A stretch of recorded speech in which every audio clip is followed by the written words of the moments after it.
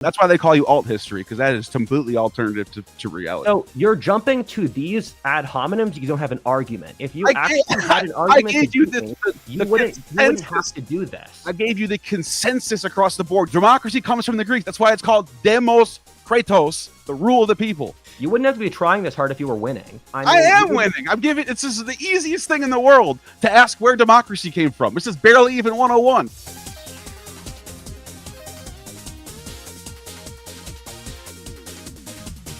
Rudyard, can you please explain why you believe that democracy came from the English rather than the Greeks?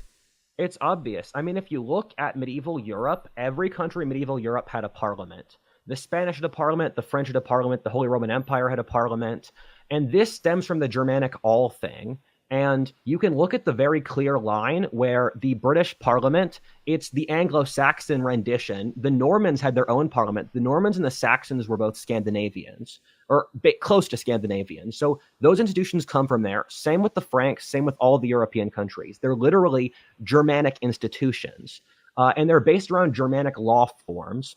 And so Parliament is a fundamentally Germanic institution. If you look at the classical democratic tradition, what we're seeing there is that had completely died out. By the time you get to the fall of Rome, the Roman Empire was one of the most autocratic states in the world. The Senate had no power. And so what you're seeing here is the establishment of this fundamentally Germanic democratic tradition that was wiped out, with the one exception being North Italy. That was a Latin-based democratic tradition. And then, actually, no, there were Lombards in North Italy. So it might have come from the Lombards. Who came from Italy, who were reading sources about Rome and Greece that had consul systems or actual full-blown what's the word? It was a pure democracy. I'm looking for the word pure democracy in Athens. If you were a citizen, you had a vote. And they had archons that they voted for. They had a whole entire Senate. The word democracy is Greek. Demos, kratos. Where do you think they got the I mean, how is that an argument? I'm talking how the institution itself formed. You're picking the word. So if you look I'm not picking the word. I'm picking the word as long with them practicing. You just mentioned they had a parliament. Okay, Greece had a Senate. In 600 BC, they had a Senate. British Parliament dates from before the Renaissance. So the English established their parliament. Is that before 600 BC? So it's different trajectories. You view history in the Whig term where you think everything's a linear line. No. The reality is that it's all these different trajectories that match, that flip and break together and split apart. And so the classical democratic tradition died. Our current democratic tradition has more to do with the Germanic tradition.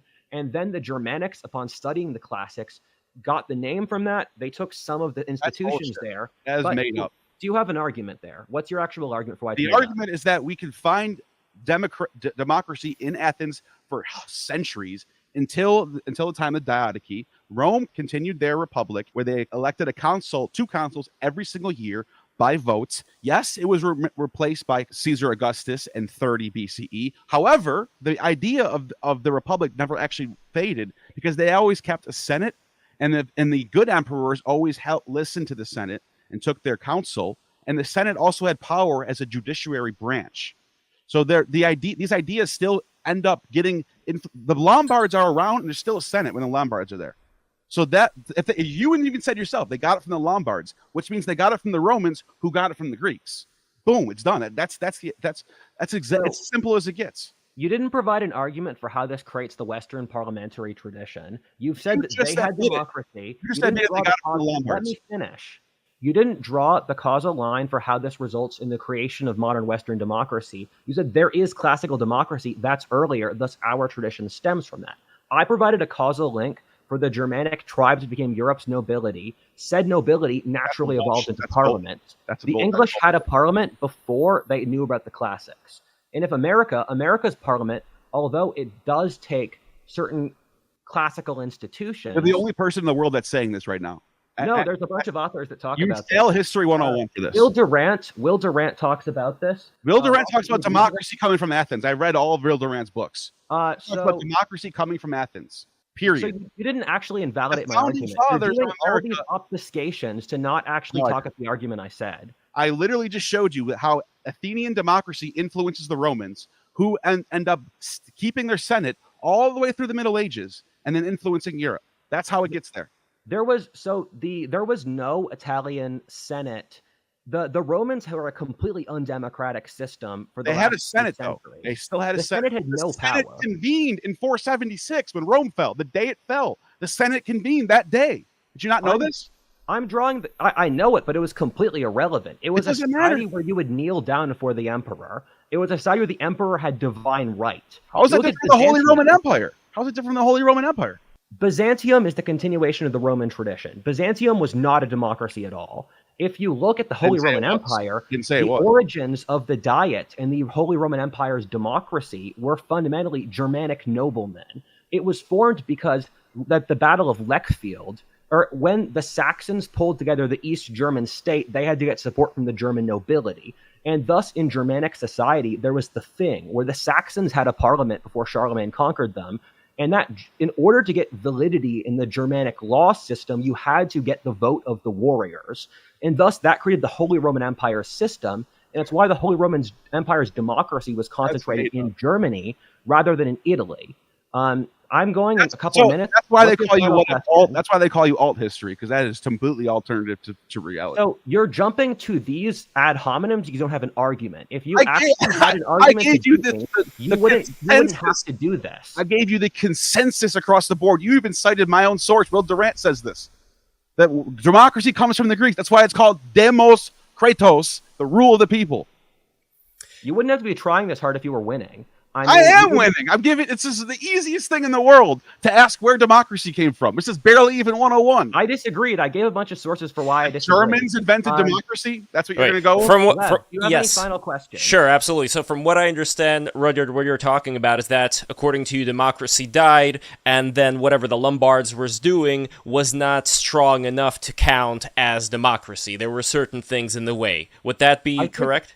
What I said is I added a single caveat where I said that for North Italian democracy, that might have stemmed from the Latin democracy. Again, keep on, the Lombards are a Germanic group from Scandinavia. So the one part of Italy with democratic institutions in the Middle Ages was the area of Germanic settlement. We have records of Germanic republics, and we can draw a straight causal line from the modern Western democracies to the Germanic republics. And so the one part of Italy with Germans was the one part with democracies. For the rest of Europe, the democratic tradition very clearly comes from the Germans, and you can literally see the exact individuals who did this. But before we get to the Germans, though, before we get to the Germans, would you say that the Germans received their knowledge from this longer chain, or would you say? Chance. Yes. The Greek and Roman authors, they wrote about the Germans having republics when they first met them. It's something you can. The republic naturally comes from the Aryan conquest, where you had republics in India.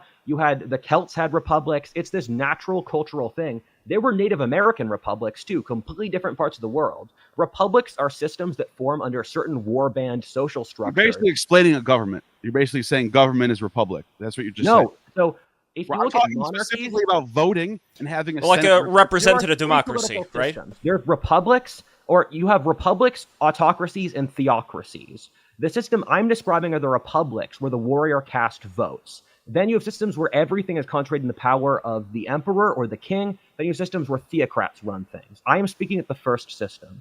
Final question? I can get a little bit little harsh, but it's all fun, man. The last thing that I would ask no hard is, feelings, man. I'm glad you showed up, and I'm glad you showed up too. Thank you. Would you say that there is something in the social nature of the people who created the ancient Greek democracy that was present within these Germanic people? So in that sense, we could say, like, okay, if you're not willing to say that there's some kind of a long chain that they borrowed from looking back into history, then at least like the same patterns that we observed in ancient Greece came back alive, but ancient Greece was still the first one to do so. I think by the point you get to the Enlightenment, people are pulling from Greek and Roman chains, and the world is constantly crashing and breaking apart, and all these threads that come together and break apart. And so I think for the early American Republic, fundamentally pulls most from the English parliamentary tradition, because all of the American republics were all of the American states were mini parliaments. You have authors who read the Greeks and the Romans. There's also the neighboring Iroquois. So each of those have different percentages in the creation of America's democracy.